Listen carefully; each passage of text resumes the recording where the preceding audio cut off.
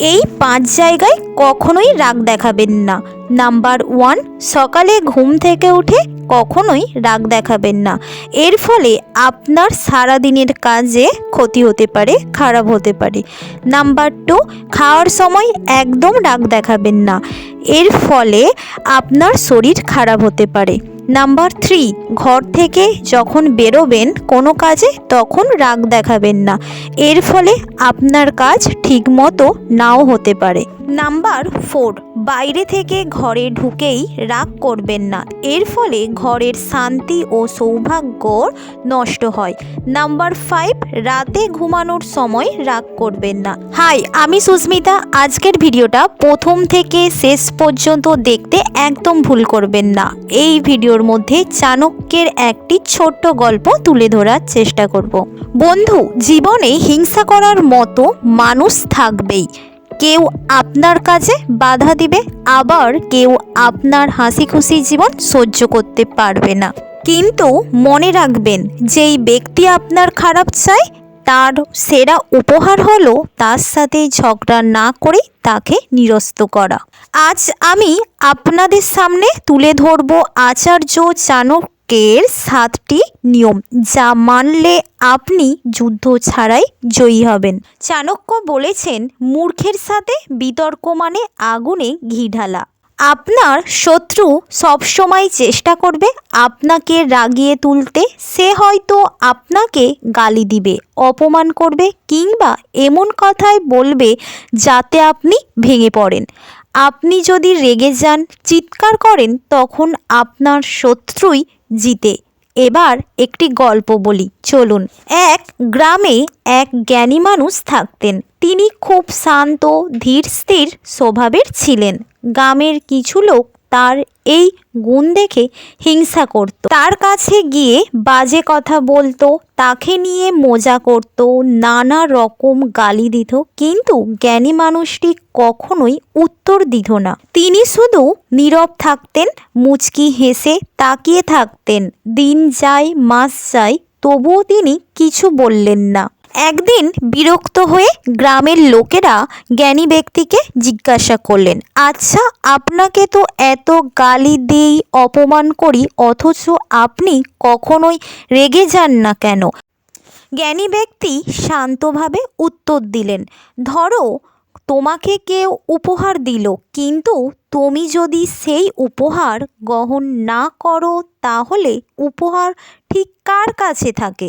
লোকেরা বলল, কেন, যে দিয়েছে তার কাছেই তো থাকে। এবার জ্ঞানী মানুষটি বলল, তেমনি তোমরা আমাকে গালি দাও, অপমান করো, কিন্তু আমি যদি তা গ্রহণ না করি তাহলে সেটা আমার নয়, তোমাদের কাছেই থেকে যায়। এই গল্পটি আমাদের একটি বিশাল শিক্ষা দেয়। যখন কেউ আপনাকে অপমান করে তখন আপনি যদি রেগে যান বা প্রতিক্রিয়া দেখান, তার মানে আপনি বিষ গ্রহণ করলেন। কিন্তু যদি আপনি নীরব থাকেন, হাসি মুখে এড়িয়ে যান, তবে সেই শত্রুর বিষ শত্রুর কাছেই থেকে যায়। নীরবতা অনেক সময় তলোয়ারের থেকেও বেশি ধারালো হয়, কারণ শব্দে শব্দে প্রতিক্রিয়া দিলে সমস্যা বেড়ে যায়, কিন্তু নীরবতা শত্রুকে ভিতর থেকে দুর্বল করে দেয়। শিক্ষণীয় বিষয় হলো, শত্রুর অপমানকে কখনো নিজের মনে জায়গা দিবেন না।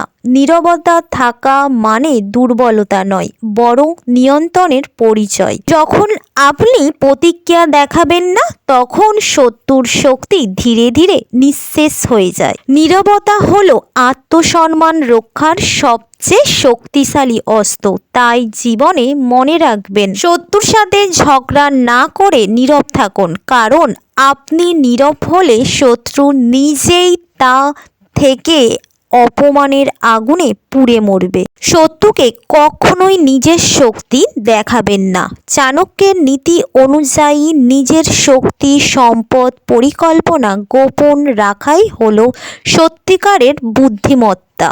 অনেক সময় আমরা মানুষকে প্রভাবিত করতে চাই, তাই নিজের যোগ্যতা, সাফল্য ও পরিকল্পনা প্রকাশ করি। কিন্তু যখন আপনার শত্রু আপনার আসল শক্তি জেনে যায়, তখন সে তার কৌশল পাল্টে নেয়।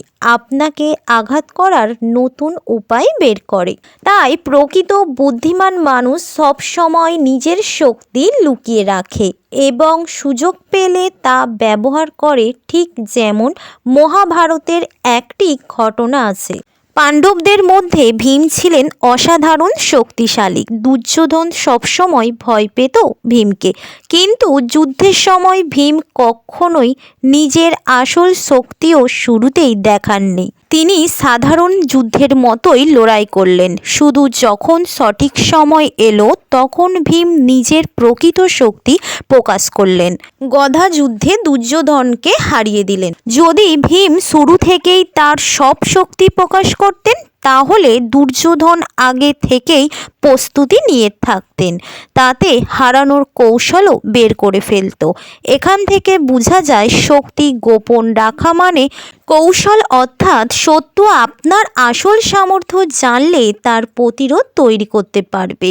আপনি যদি দুর্বল ভান করেন শত্রু আপনাকে অবমূল্যায়ন করবে এবং এটাই আপনার সুযোগ হয়ে দাঁড়াবে। হাই, আমি সুস্মিতা। আজকের ভিডিওর মধ্যে যদি কিছু ভুল ত্রুটি হয়ে থাকে অবশ্যই ক্ষমা করবেন এবং কমেন্টে জানাবেন নিজের মতামত। দেখা হচ্ছে পরবর্তী ভিডিওতে।